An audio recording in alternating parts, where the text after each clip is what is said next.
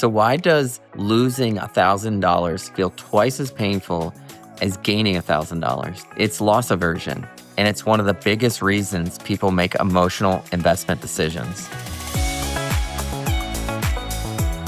So loss aversion means we fear losses more than we value gain. Psychologically, a loss feels 2 times stronger than a similar gain. This bias can lead to irrational decisions, especially when it comes to investing. So here's a real life example. Imagine the market drops 20%. Many investors panic, right? They sell, they lock in the losses because the pain of losing far outweighs the logic of staying invested. Okay, so now let's look at the cost of these emotional investment decisions that can happen. So what we're gonna do here is look at 20 years ago, 20-year time frame of investing where an investor would have put $10,000 in 2005 and held it all the way to 2025. $10,000, they put it into the S&P 500, they reinvest the dividends, and in 20 years today, they have over $50,000 in their account.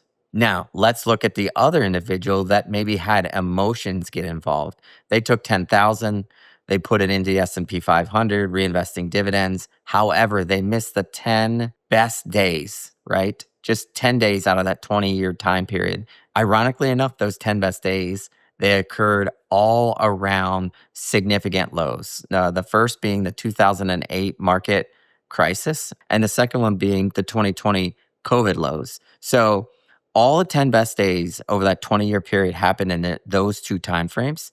And so if you miss those 10 best days, instead of having an over $50,000 account balance, you're talking about having something a little over a $20,000 account balance. So again, you still made money, but significantly less than the person who was able to eliminate the emotions and stay the course. All right, so now let's talk about how to overcome this aversion to loss. All right, so it comes down to 3 things. The first being stick to a plan.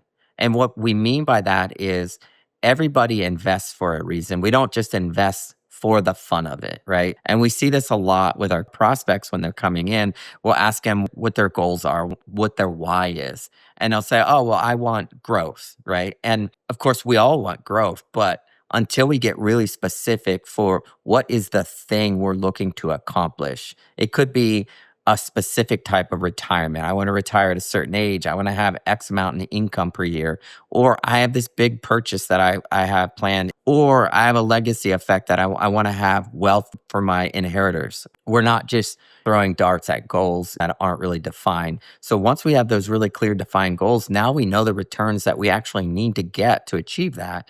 And it becomes a numbers game at that point. And a numbers game is quite a bit better than an emotional gain when it comes to investing. The second thing is automation is your friend. And especially when it comes to adding contributions. If you can automate your contributions, your chances of remembering to put your money to work when the markets are really having a tough go up drastically, because when the market is off 30, 40%, it becomes extremely hard to go in there, log into that account, and make that online transfer every time, because it becomes a decision. And when you go to make that decision over and over again, if there's emotion involved at all, it can alter what was an otherwise great plan. The third thing is diversifying. And you've probably heard this a million times, be diversified.